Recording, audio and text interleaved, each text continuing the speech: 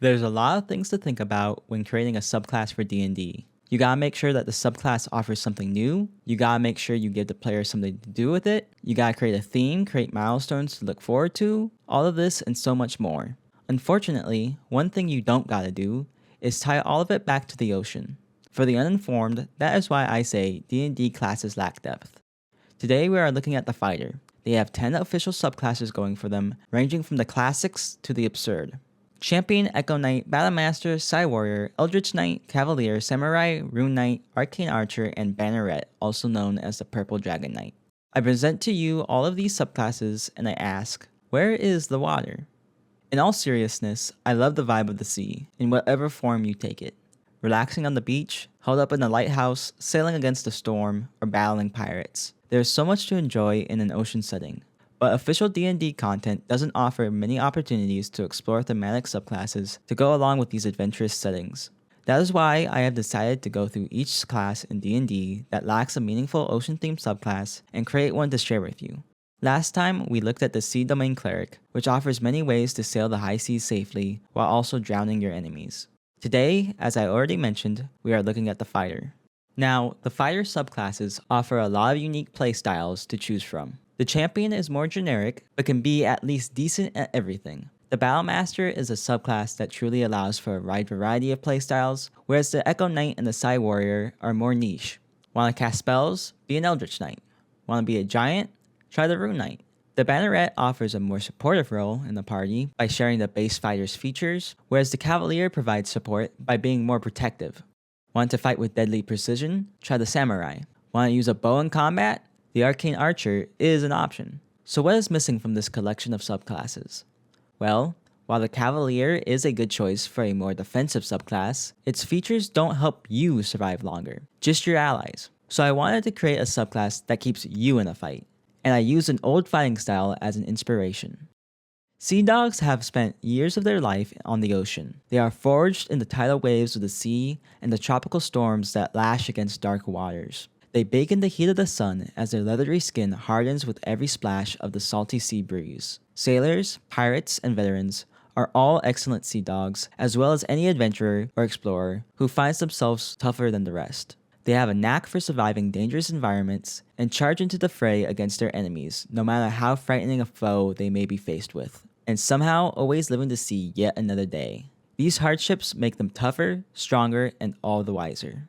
The Mariner fighting style was an old Unearthed Arcana playtest that wasn't officially published. It gave you a swimming speed and climbing speed equal to your walking speed, and a +1 bonus to your AC so long as you weren't wearing heavy armor or using a shield. I kind of used this basic premise as my starting block for the Sea Dog subclass. Starting when you choose this archetype at level 3, you get the Iron Will feature. Life on the ocean has made sea dogs tough fighters, but deep water is no place for heavy armor or shields. It is a sea dog's will, not their armor, that makes them special. As such, they only have access to their martial archetype features when not wearing heavy armor or using a shield. Sounds familiar, huh? So far that's only a drawback though. But at level 3, you also get the Weathered feature. Weathered is a feature that buffs up a bit of the Mariner fighting style. Whenever you take damage from an attack, you may use your reaction to give yourself +1 to your AC, as well as resistance to that attack's damage. This won't make an attack miss you, but it will make future attacks harder to hit.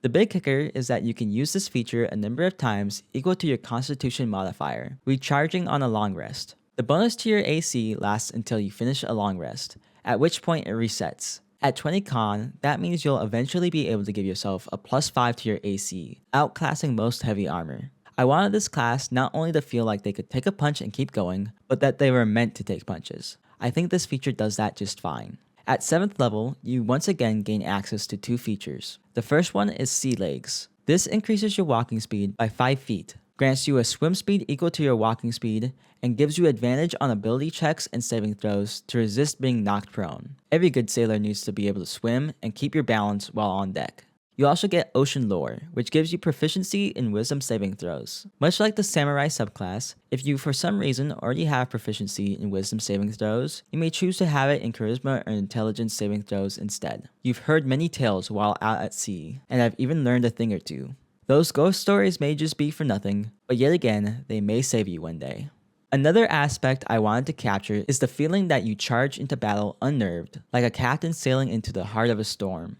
I initially thought about giving advantage against being frightened, but thought that might be too narrow of a feature. That's why I decided on Ocean Lore instead. But it doesn't end there. I wanted this class to not only be able to overcome obstacles, but be empowered by them. That is why the Sea Dog's 10th level feature is Into the Storm, which makes it so that whenever you succeed on a Strength, Constitution, or Wisdom saving throw, you gain temporary hit points equal to your fighter level. Now you can laugh in the face of danger and fear.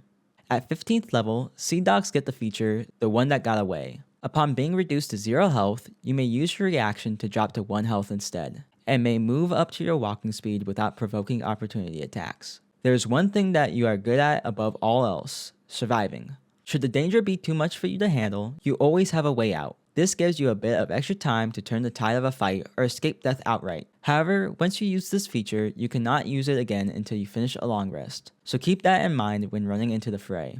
Lastly, at level 18, Sea Dogs get the Briney feature, the ultimate feat that harkens back to what I said about being empowered by taking punches. Each scar you have fuels your strength, and your pain only makes you stronger. For each stack of bonus AC you have from your weathered feature, your attacks deal 1 additional damage. This damage is the same type of damage that the weapon you are using does, but is considered magical for the purposes of overcoming resistances. So if you have a +3 bonus to your AC due to getting hit 3 times, whenever you hit something with your greatsword, you'll deal an additional 3 magical slashing damage. And that's it for the Sea Dog Fighter subclass. There are still many D&D classes to get through, but I'm willing to keep them coming. Let me know if you have one you want me to do next, and let me know what you think of my subclass in the comments. Is it too powerful, or do you think it's a little underwhelming? Let me know below. If you did like it, you can find a link to a PDF containing the subclass's features so that you can use it in your own games. Also make sure to check out my Sea Domain Cleric, as well as my other videos talking about Warhammer Fantasy. I'll be back soon to talk about the Demons of Khorne, and just like always, thank you for watching and have a wonderful day.